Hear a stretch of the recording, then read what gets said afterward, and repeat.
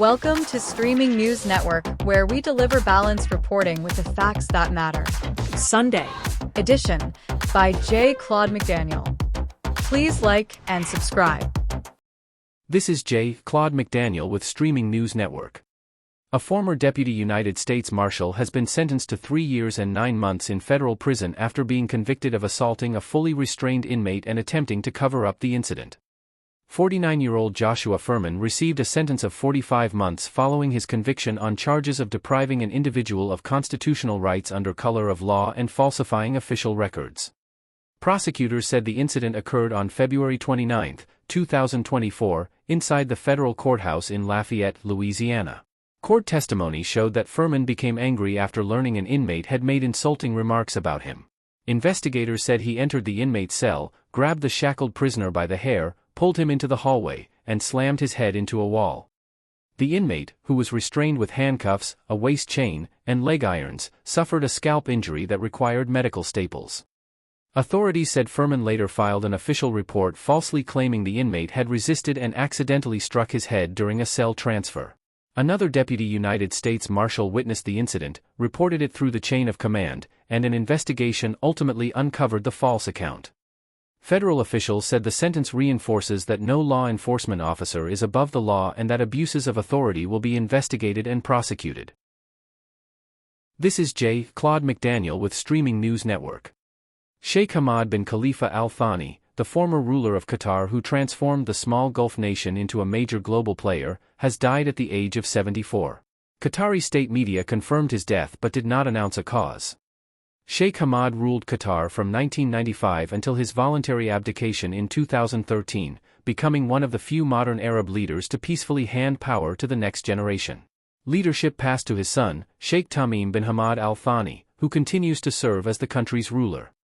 During his 18 years in office, Qatar expanded its influence through its vast natural gas wealth, major international investments, and ambitious diplomacy. His government launched the Al Jazeera News Network, expanded Qatar Airways into a leading global airline, and secured hosting rights for the 2022 Fédération Internationale de Football Association World Cup, bringing worldwide attention to the nation. His foreign policy also attracted controversy. Qatar maintained relations with groups and governments that often differed from those of its regional neighbors and Western allies, contributing to years of diplomatic tensions across the Gulf region. Supporters credit Sheikh Hamad with modernizing Qatar and elevating its international standing, while critics point to the lasting geopolitical challenges created by some of his policies. His influence continues to shape Qatar's role on the world stage. This is Claude McDaniel for Streaming News Network. A 21-year-old Georgia man is facing multiple felony charges following a deadly shooting that killed a 13-year-old boy and a 45-year-old man inside a home where several children had gathered for a sleepover.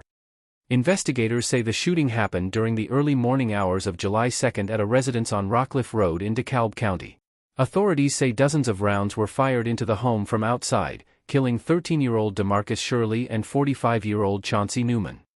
Several other children inside the home were not injured. The DeKalb County Sheriff's Office announced that Keishun Webb was arrested on July 7. He is charged with 2 counts of murder, 8 counts of aggravated assault with a weapon, and 1 count of cruelty to animals. He is being held without bond. According to investigators, evidence links Webb to another drive-by shooting that occurred the same day. Authorities say shell casings recovered from both crime scenes matched, and investigators believe gang activity was likely a factor. Officials also say the shootings involved 2 vehicles and as many as 4 suspects, with the investigation continuing. Family members and friends described DeMarcus as an athletic, kind-hearted teenager with a bright future. They also remembered Chauncey Newman as a caring man who welcomed neighborhood children into his home and provided them with a safe place to gather. Authorities have not announced any additional arrests, and the investigation remains ongoing. This is Claude McDaniel for Streaming News Network. Veteran actress Antoinette Bower, best known for her memorable guest roles in Star Trek, The Twilight Zone, and the horror film Prom Night, has died at the age of 93.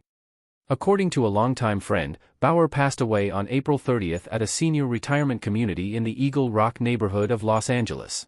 Her death was publicly announced on July 11. No cause of death has been released. Bower became a familiar face on television during the 1960s and 70s, appearing in dozens of popular series. She is especially remembered by Star Trek fans for portraying Sylvia in the original series episode Catspaw, where her mysterious character was ultimately revealed to be an alien being. Throughout a career spanning nearly 4 decades, Bower appeared in numerous hit television programs, including Perry Mason, Alfred Hitchcock Presents, Bonanza, Mission, Impossible, Columbo, Kojak, Murder, She Wrote, and The Thorn Birds. She later held a recurring role on the Canadian drama Neon Rider before retiring from acting in the early 1990s. Born in Baden-Baden, Germany, to an English father and German mother, Bower later moved to Canada, where she began her broadcasting and acting career before finding success in Hollywood.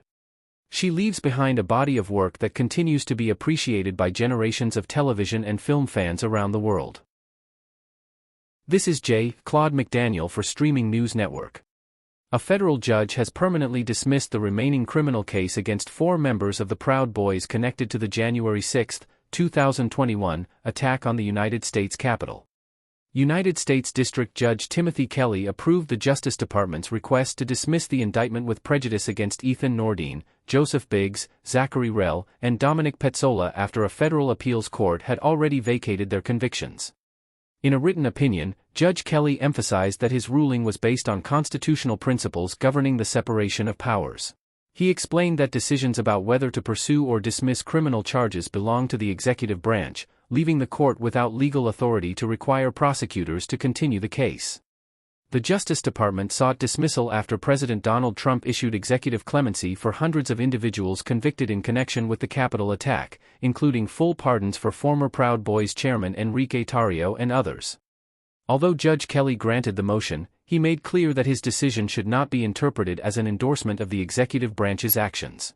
He also strongly criticized the January 6 attack, describing it as an assault on Congress, the American people, and the constitutional process of the peaceful transfer of power. With the case dismissed with prejudice, the charges cannot be refiled, bringing the federal prosecution of these 4 defendants to a close. This is Claude McDaniel of Streaming News Network. Military tensions in the Persian Gulf have escalated sharply after Iran claimed it carried out coordinated strikes against United States military-related facilities across the region while seeking to increase pressure around the strategically important Strait of Hormuz. Iran's Islamic Revolutionary Guard Corps said it targeted a refueling facility at the port of Duqm in Oman, which Tehran alleged was supporting United States naval operations.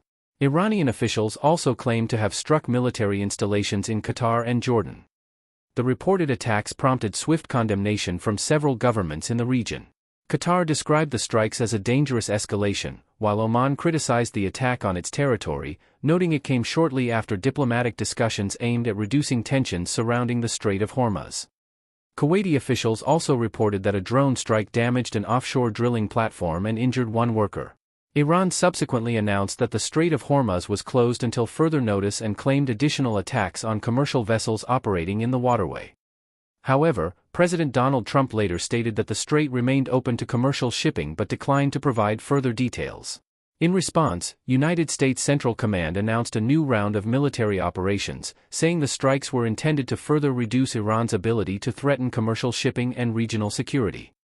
The situation remains fluid as governments across the Middle East and the international community closely monitor developments in one of the world's most critical maritime trade routes. This is Claude McDaniel with Streaming News Network. Senator Mitch McConnell has publicly revealed that a fall at his home was the cause of his recent hospitalization, ending weeks of speculation about his health.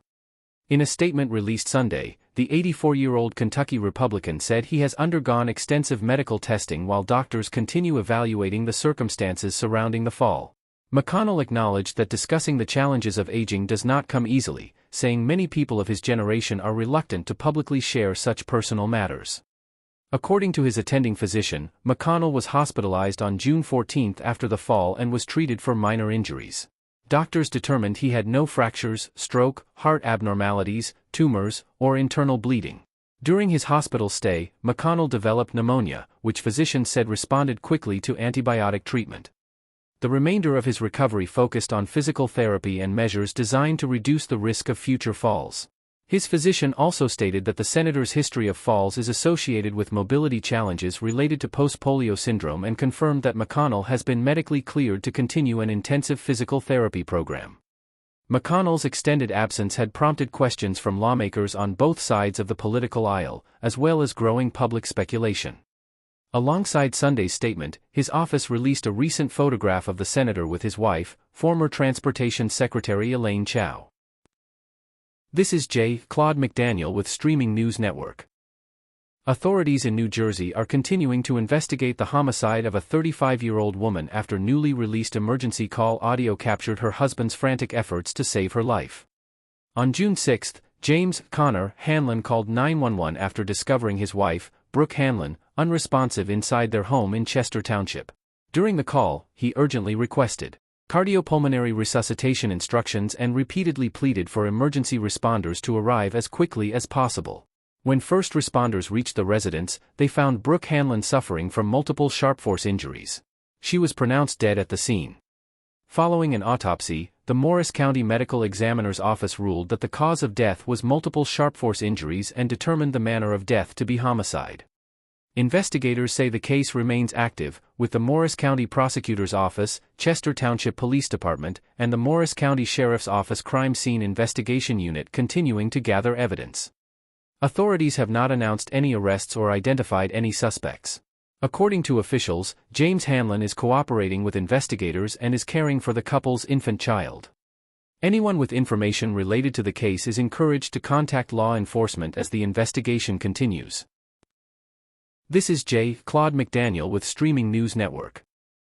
Television antiques expert Theo Burrell, best known for her appearances on the British Broadcasting Corporation's Antiques Roadshow, has died at the age of 39 following a battle with glioblastoma, an aggressive form of brain cancer. Burrell joined the popular appraisal program in 2018, becoming a respected member of the team that evaluated antiques and collectibles brought in by members of the public. She was diagnosed with glioblastoma in June of 2022 after experiencing months of worsening symptoms. Despite an initial prognosis that gave her only a limited life expectancy, Burrell underwent surgery, radiation therapy, and chemotherapy, allowing her to celebrate milestones she once feared she would never see, including her son's first day of school and her wedding earlier this year. Her family announced that she passed away peacefully on Wednesday, surrounded by loved ones, and said they hoped her story would continue to inspire others facing similar diagnoses. Beyond her television career, Burrell became a passionate advocate for brain cancer awareness, campaigning for increased research funding, earlier diagnosis, and expanded access to clinical trials. In 2023, she became a patron of the charity Brain Tumor Research, where she worked to raise awareness of a disease that remains incurable.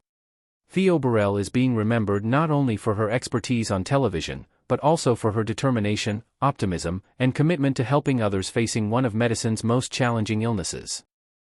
Thank you for listening to Streaming News Network videos and our audio reports. Please like and subscribe to our news channel.